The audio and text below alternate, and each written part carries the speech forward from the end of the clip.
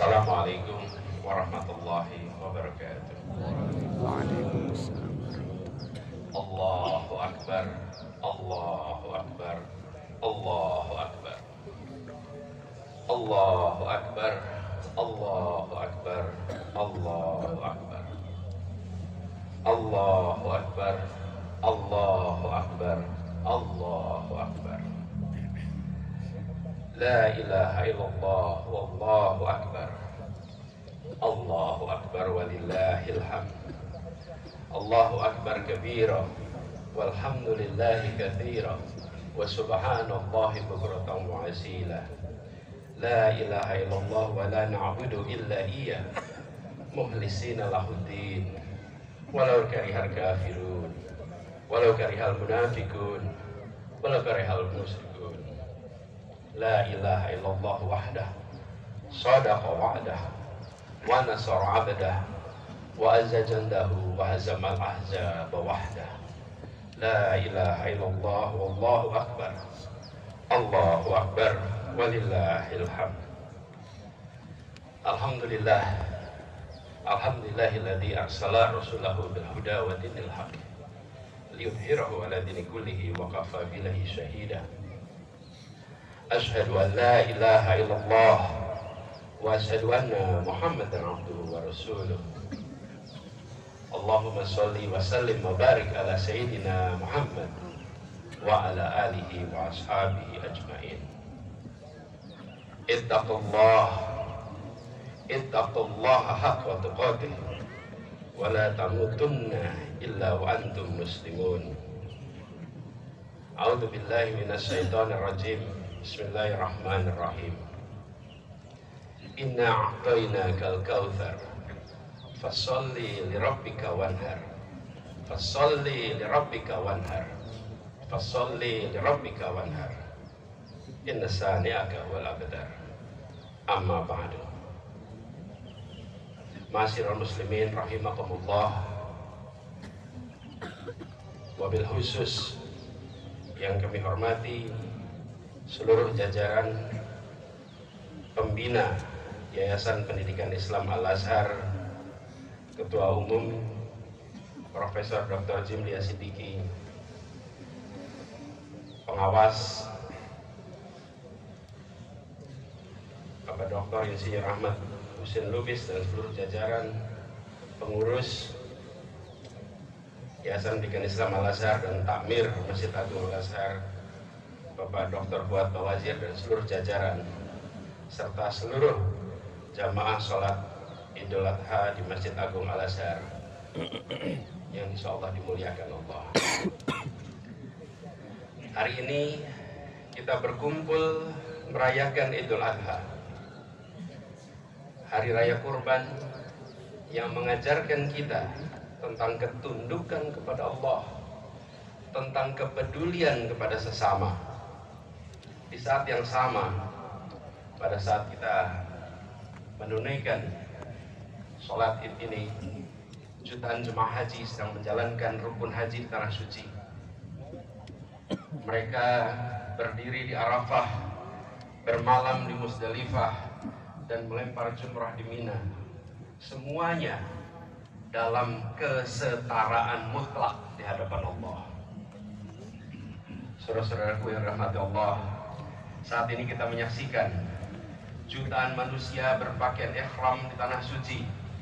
Kita disadarkan pada hakikat kemanusiaan. Semua setara, tidak ada pembesar dan rakyat kecil, tak ada raja, tak ada hamba sahaya, tak ada kaya, tak ada miskin. Hanya semua manusia di hadapan Allah mengenakan dua helai kain putih dan menyeru labaik Allahumma labaik. Tapi sekembalinya kita dari haji, kembali ke kota-kota kita di Indonesia, di Jakarta, Surabaya, Medan, Makassar, kesetaraan itu seolah menguap. Di satu sisi restoran mewah dengan penuh pengunjung, di sisi lain anak-anak memungut sampah demi sesuap nasi. Mobil-mobil mewah melintas di jalan yang sama, dengan gerobak pedagang sayur yang mulai bekerja sebelum subuh. Ini bukan pemandangan di negeri asing. Ini adalah pemandangan di halaman rumah kita sendiri. Sementara kota selalu menjadi tanda dari kesehatan peradaban yang lebih luas. Dalam sejarah Islam, peradaban dibangun dan diawali dengan menata ulang sebuah kota. Dari Yathrib menjadi kota Nabi, menjadi kota yang bercahaya, Madinatun Nabi, Al-Madinah Al-Munawwarah. Bahkan seorang cendekiawan Muslim yang amat tersohor, Al-Farabi, menyebutkan tingkat peradaban itu bisa dilihat dengan bagaimana kota menata dan bagaimana kota mencerminkan masyarakat. Bahkan istilah politik, Masyarul muslimin rahimakumullah, yang kita kenal hari ini berangkat dari istilah yang digunakan oleh orang-orang Yunani untuk menggambarkan bagaimana mengelola kota. Kota yang ditata dengan baik, dengan menghadirkan kebaikan dan keadilan, adalah tanda peradaban yang sehat. Sebaliknya, kota yang ditandai dengan ketidakadilan itu adalah penanda sebuah masyarakat yang sakit. Dan Islam tumbuh besar ketika Nabi besar Muhammad SAW memimpin dari sebuah kota. Islam adalah agama yang tumbuh besar di kota, dan di kota itulah peradaban Islam dibangun dan menjadi rujukan hingga kini. Masyarul muslimin yang dimuliakan Allah, Allahu Akbar, Allahu Akbar, Allahu Akbar, Allahu Akbar, walillahil hamd. Hari ini kita memperingati kisah kurban Nabi Agung Ibrahim alaihissalam bersama putranya Nabi Ismail alaihissalam. Sebuah kisah tentang ketaatan, juga kisah tentang transformasi dari pengorbanan pribadi menyembelih anak menjadi pengorbanan untuk kemaslahatan umat. Di tengah kota-kota kita sekarang, kesenjangan yang terjadi bukan karena takdir, melainkan hasil dari sistem yang dibiarkan berjalan tanpa dikoreksi. Kita belajar dari Khalifah Umar bin Khattab yang pada saat paceklik tak hanya memberi bantuan, tak hanya memberi santunan, tapi juga mengubah aturan. Tanah yang terlantar diambil dan diberikan kepada yang mau menggarap. Bila ada tanah lebih dari 3 tahun tidak dikelola, ambil alih, berikan kepada yang mau mengerjakan. Mungkin itu adalah reformasi agraria pertama dalam sejarah Islam. Dan itu contoh nyata yang disebut sebagai rekayasa struktural untuk keadilan. Sebagaimana yang dipesankan dalam Al-Quran bahwa harta tidak hanya beredar di antara orang-orang kaya saja. Giliran kita sekarang bertanya, apa yang siap kita korbankan untuk menghadirkan keadilan? Bagi para pemimpin, bagi mereka yang hari ini berada di pemerintahan, kurban bisa berupa keberanian untuk menetapkan kebijakan yang berpihak pada seluruh rakyat, meski mungkin menghadapi resistensi dari sebagian elit. Bagi yang punya kelebihan harta, kurban bisa berupa investasi sosial, seperti membangun sekolah komunitas, menyediakan akses air bersih, atau menciptakan lapangan pekerjaan. Dan bagi yang tidak memiliki kelapangan materi dan tidak punya kewenangan, kurban bisa berupa waktu, bisa berupa keahlian, mengajar anak-anak di lingkungan, memberikan praktek medis gratis, membimbing UMKM, mengorganisir komunitas belajar orang dewasa. Kita semua sesungguhnya memiliki bekal yang bisa dikorbankan sesuai dengan kemampuan untuk menghadirkan kemaslahatan keadilan bagi semua. Inilah gerakan politik. Dan sesungguhnya ketidakadilan adalah bagian dari kemungkaran. Rasulullah SAW bersabda, Siapa yang melihat kemungkaran, ubahlah dengan tangan. Lalu jika tidak mampu, maka dengan lisan. Dan jika tidak mampu, maka dengan hati. Dan itu selemah-lemahnya iman. Maka jangan tunggu, karena sering perubahan itu datangnya dari gotong royong yang memilih untuk bertindak. Seperti pesannya yang tadi juga disampaikan oleh Prof. Jimli, khairun nas anfa'uhum linnas. Sebaik-baiknya manusia dan paling bermanfaat bagi sesama. Allahu Akbar, Allahu Akbar, Allahu Akbar, Allahu Akbar, walillahil hamd. Saudara-saudaraku yang rahmati Allah, di abad ke-14 ada seorang cendekiawan muslim yang amat terkenal dan menjadi rujukan hingga sekarang. Namanya Ibnu Khaldun. Dalam sebuah karyanya yang legendaris, kitab Muqaddimah, Ibnu Khaldun menulis bahwa ketidakadilan akan menghancurkan peradaban. Ibnu Khaldun ini sampai dengan sekarang menjadi bapak ilmu sosiologi, bapak ilmu sejarah, diakui di seluruh dunia karena ia menjadi ilmuwan pertama yang menerjemahkan cara menganalisa lintas waktu dan menggunakan cara berpikir kritis untuk membaca fenomena masyarakat dan untuk membaca perjalanan sejarah. Karena itulah Ibnu Khaldun diakui sampai sekarang sebagai rujukan. Dan konsep asobiah itu konsep yang dimunculkan dari pikiran Ibnu Khaldun ketika menganalisa masyarakat. Lalu Ibnu Khaldun ini mengamati bagaimana dinasti-dinasti besar itu runtuh. Kesimpulannya bukan karena serangan musuh, sesungguhnya runtuh karena ketimpangan internal yang tidak pernah diatasi. Karena itu membangun kota yang adil itu bukan angan-angan, kita punya rujukan. Dan kita bisa mulai dari langkah konkret oleh para pengelola kota. Mulai dari memberikan akses yang sederhana, kesetaraan pendidikan, kesehatan bagi seluruh warga. Menata ruang yang inklusif, bukan hanya untuk mereka yang berkemampuan ekonomi, berkendaraan mewah, tapi juga bagi pejalan kaki yang memang tak punya kendaraan, dengan pesepeda, dengan pengguna transportasi umum, dan membangun ruang-ruang bersama bagi warga untuk ketemu. Dan menghadirkan keadilan ekonomi untuk semua. Ini semua hanya bisa terwujud bila para pemimpin kota dan warganya berjalan seiring. Maka kita doakan agar para pemimpin-pemimpin kita, khususnya pemimpin kota, mampu menghadirkan keadilan dan mempermudah urusan warganya. Soal mempermudah urusan warganya, ada sebuah hadis yang diriwayatkan oleh Aisyah radhiyallahu anha. Ya Allah, siapa yang mengurus urusan umatku, lalu ia menyusahkan mereka, maka susahkanlah ia. Dan siapa yang mengurus urusan umatku dan memudahkan mereka, maka mudahkanlah ia. Ini pesan untuk yang sedang pegang kewenangan. Allahu Akbar, Allahu Akbar, Allahu Akbar, Allahu Akbar, walillahil hamd. Ma'asyiral muslimin rahimakumullah.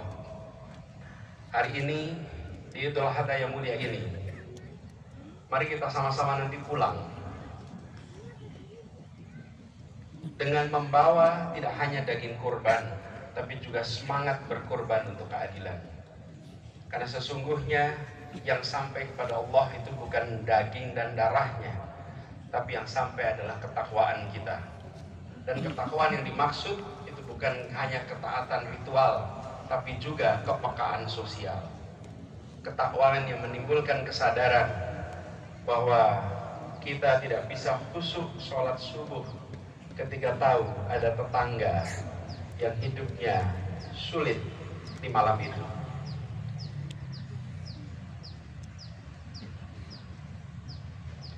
Ketakwaan seperti ini memantik kegelisahan kita bila melihat anak-anak kaum tak punya terpaksa mengamen di perempatan, sementara anak kita bisa sekolah di tempat-tempat yang terbaik.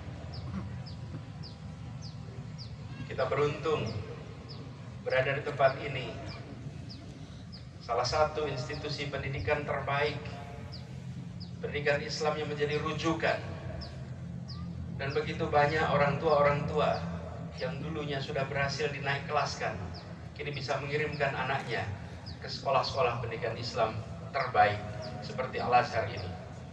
Kini saatnya kita mulai memikirkan apa yang kita bisa kerjakan. Saudara-saudaraku yang cinta Allah, Idul Adha mengajarkan kita bahwa kurban sejati adalah melepas sesuatu yang kita cintai untuk yang lebih dicintai Allah. Sebagaimana Nabi Ibrahim alaihissalam melakukannya. Apa yang lebih dicintai Allah? Tegaknya keadilan dan kesejahteraan bagi bersama. Karena itu, mari kita jadikan Idul Adha tahun ini sebagai momentum untuk memulai kembali. Mulai dari lingkungan terdekat kita, mulai dari hal-hal kecil yang bisa kita lakukan. Karena perubahan besar selalu dimulai dari langkah-langkah kecil yang dikerjakan secara konsisten. Dan ingat, tempat yang kita tinggali, kota-kota yang kita tinggali adalah amanah sekaligus ladang amal. Kelak di akhirat kita akan ditanya, apa yang telah kita lakukan untuk saudaramu yang tertindas? Apa yang telah kita korbankan untuk mewujudkan keadilan? Semoga Allah SWT memberi kita kekuatan untuk menjadi bagian dari solusi keadilan. Semoga kurban kita diterima, dan semoga kota-kota kita menjadi saksi keadilan yang kita tegakkan bersama. Mari kita akhiri khutbah ini dengan mengangkat tangan dan menundukkan hati. Karena pada akhirnya, di tengah segala ikhtiar ketidakberdayaan, hanya kepada Allah kita kembali. Hanya kepada Allah kita menjadikan tempat bersandar dan tempat doa bermuara. A'udzubillahi minasyaitonirrajim. Bismillahirrahmanirrahim. Innallaha wa malaikatahu yusholluna 'alan nabi. Ya ayyuhalladzina amanu shallu 'alaihi wa sallimu taslima. Allahumma shalli 'ala sayyidina Muhammad wa 'ala ali sayyidina Muhammad.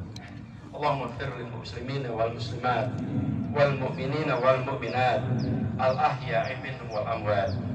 Allahumma arinal haqqa haqqan warzuqna ittiba'ah wa arinal batila batilan warzuqna tinabah. Ya Allah, ya Rahman, ya Rahim, ya Malikul Muluk, Tuhan yang maha adil, yang maha mengatur seluruh urusan negeri dan umat manusia.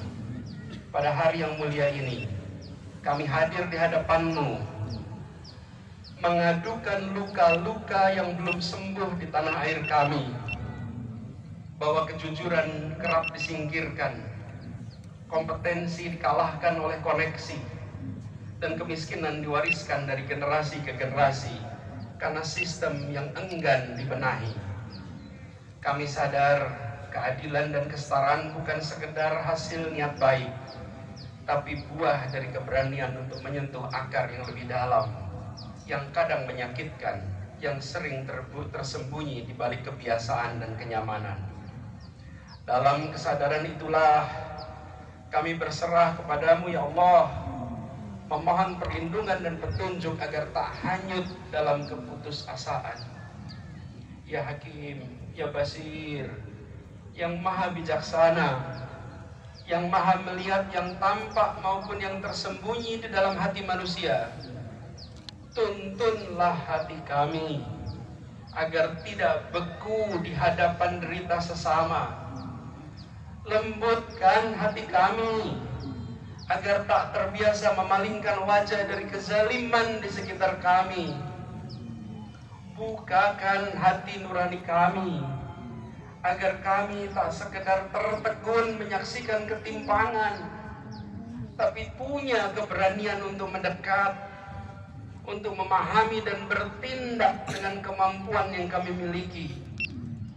Ya Hadi, ya Nur, cahaya langit dan bumi yang menyalakan terang dalam setiap langkah kami, terangi akal dan nurani kami, agar kami tak hanya jadi penonton yang menyimpan simpati di tengah gelapnya nestapa. Tumbuhkan tekad kami untuk menolong yang lemah, membela yang terpinggirkan, memperjuangkan keadilan sebagai laku hidup kami. Kuatkan kami agar kami tak hanya mengutuk kegelapan, tapi mampu menyulut cahaya, meski kecil, meski satu. Ya Aziz, Ya Qawi, yang maha kuat, yang maha menanamkan keberanian dalam jiwa-jiwa yang gentar.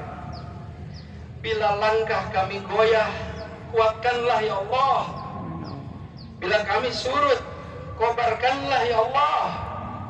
Bila kami bergetar, bila kami gemetar, teguhkanlah kami ya Allah. Kami ingin menjadi manusia yang utuh, yang hatinya hidup, yang nuraninya menyala, dan arah keberpihakannya jelas. Di bawah perlindungan-Mu ya Allah kami memohon, jangan jadikan kami generasi yang lalai. Jadikan kami penjahit harapan, jadikan kami penegak keadilan, jadikan kami pembela sesama, bukan dengan amarah ya Allah. Jauhkanlah itu dari sifat kami ya Allah, tapi dengan kasih yang penuh. Jauhkan kami dari sifat jumawa, karena bukan dengan jumawa, tapi dengan keberanian yang jernih. Ya Mujib, Ya Ghafur, yang maha pengampun atas segala khilaf dan lalai. Ampunilah ya Allah, ampunilah kesalahan dan kesombongan kami. Rahmatilah kami, agar tidak hanya mengerti, tapi juga peduli. Jangan biarkan kami hidup hanya untuk diri sendiri, ya Allah. Jangan biarkan kami hidup hanya untuk diri sendiri, ketika ada begitu banyak yang menunggu uluran hati, yang menunggu uluran tangan kami. Ya Allah, jadikan keikhlasan sebagai tenaga kami dalam membantu sesama. Jadikan kami manusia yang bermanfaat bagi banyak manusia yang lain. Ya Jabar, Ya Latif, yang maha lembut dalam menyentuh hati yang retak. Hanya kepadamu kami sandarkan harapan yang tak bisa kami ucapkan kepada sesama. Hanya kepadamu kami titipkan luka yang tak bisa disembuhkan oleh kekuasaan manapun. Dan hanya kepadamu kami kembalikan segala ikhtiar yang tak mampu kami tuntaskan oleh tangan kami sendiri. Cukuplah Engkau bagi kami ya Allah. Tak ada Tuhan selain Engkau ya Allah. Dan hanya kepadamu kami berserah. Rabbana hablana min azwajina wa dzurriyyatina qurrata a'yun waj'alna lil muttaqina imama. Amin. Rabbana la tuzigh qulubana ba'da idh hadaitana wa hab lana min ladunka rahmah innaka antal wahhab. Rabbana la tu'akhidhna in nasina aw akhtana. Rabbana wa la tahmil alaina isran kama hamaltahu 'alal ladzina min qablina. Rabbana wa la tuhammilna ma la taqata lana bih. Wa'fu 'anna waghfir lana warhamna anta maulana fansurna 'alal qaumil kafirin. Fansurna 'alal qaumil munafiqin. Fansurna 'alal qaumil zalimin. Rabbana atina fid dunya hasanah wa fil akhirati hasanah wa qina adzabannar. Subhana rabbika rabbil izzati amma yasifun wa salamun alal mursalin walhamdulillahi rabbil alamin. Allahu akbar, Allahu akbar, Allahu akbar, Allahu akbar, walillahil hamd. Assalamualaikum warahmatullahi wabarakatuh. Waalaikumsalam.